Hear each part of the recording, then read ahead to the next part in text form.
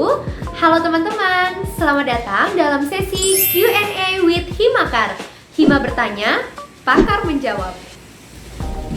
Nah, teman-teman pasti udah pada tahu kan, kondisi Indonesia sekarang sedang terserang pandemi COVID-19.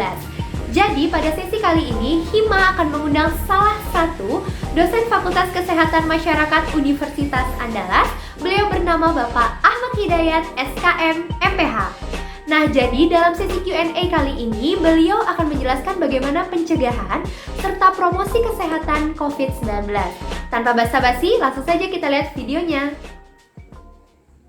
Hai, Assalamualaikum warahmatullahi wabarakatuh. Sekarang kita berada dalam sesi Q&A tentang COVID-19. Semoga diskusi ini bermanfaat. Alright, pertanyaan pertama adalah,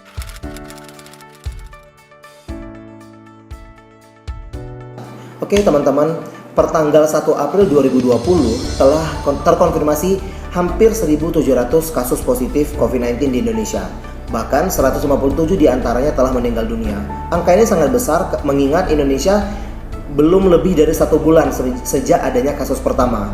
Teman-teman juga harus ingat kasus ini mungkin akan bertambah. Jumlah kasus ini akan terus meningkat karena masih ada jumlah pasien yang menunggu hasil pemeriksaan laboratorium, masih ada jumlah orang PDP dan ODP, dan bahkan mungkin yang paling ekstrim adalah ada banyak orang luar sana yang telah terinfeksi namun belum masuk ke dalam data-data secara nasional tersebut.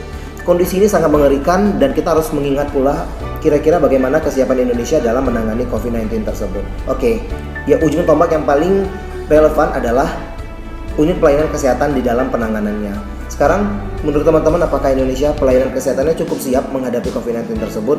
Kita lihat mungkin yang pertama indikatornya adalah bagaimana jumlah dokter di Indonesia.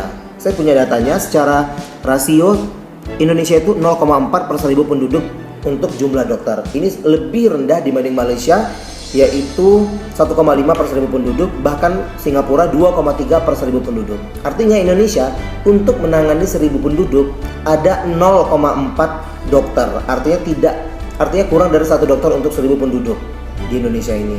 Bayangkan kalau kasusnya bertambah, penanganannya seperti apa di pelayanan kesehatan, tentu ini akan sangat mengkhawatirkan. Oke, kita masuk ke pertanyaan kedua.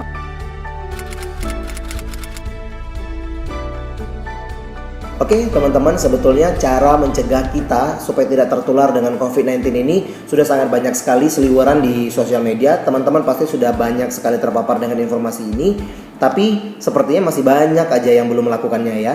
Yang paling sederhana adalah stay at home atau kita diam diri di rumah terlebih dahulu untuk saat-saat ini. Kenapa? Karena kita nggak pernah tahu apakah kita yang membawa virus tersebut atau orang lain yang akan menularkan kepada kita ketika kita berada keluar rumah. Jadi ayo sama-sama kita tekan laju penularan ini dengan stay at home. Di rumah ajalah dulu, jangan kemana-mana, karena kita tidak akan tahu kira-kira dengan cara apa penularan ini bisa terjadi di luar sana.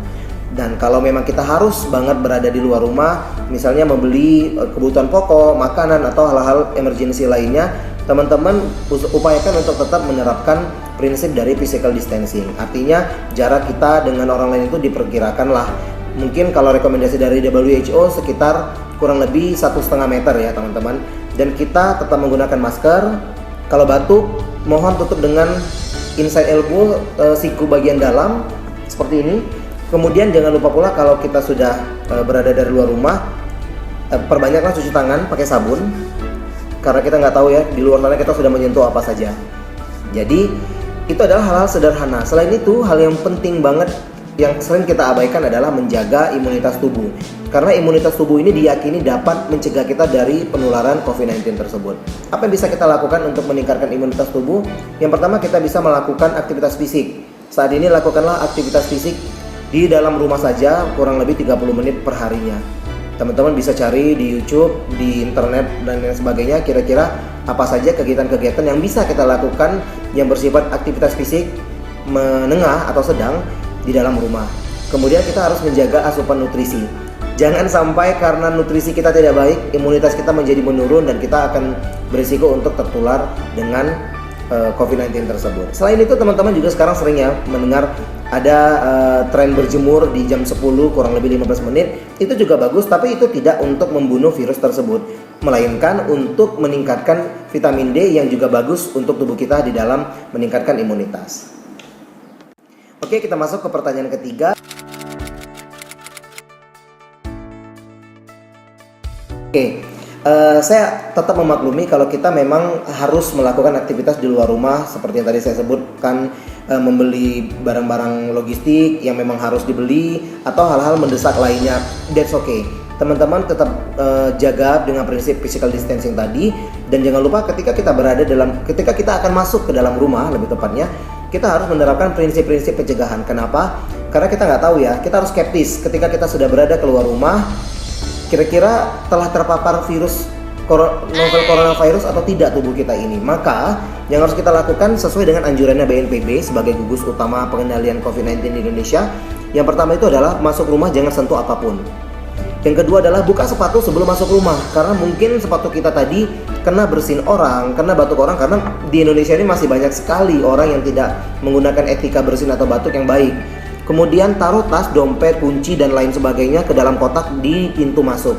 Jangan dibawa masuk terlebih dahulu. Segera mandi. Tentu saja mandi dengan sabun yang mengandung antiseptik ya teman-teman.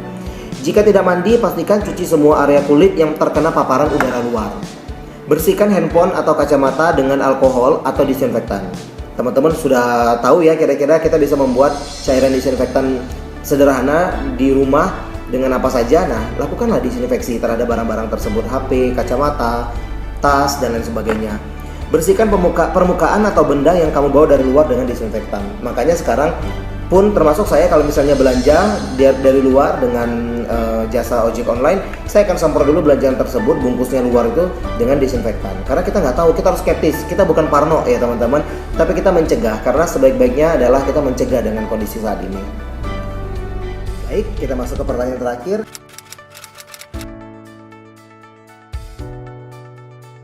Oke, sebagai SKM, saya selalu menyampaikan kepada teman-teman SKM, kita adalah role model di masyarakat.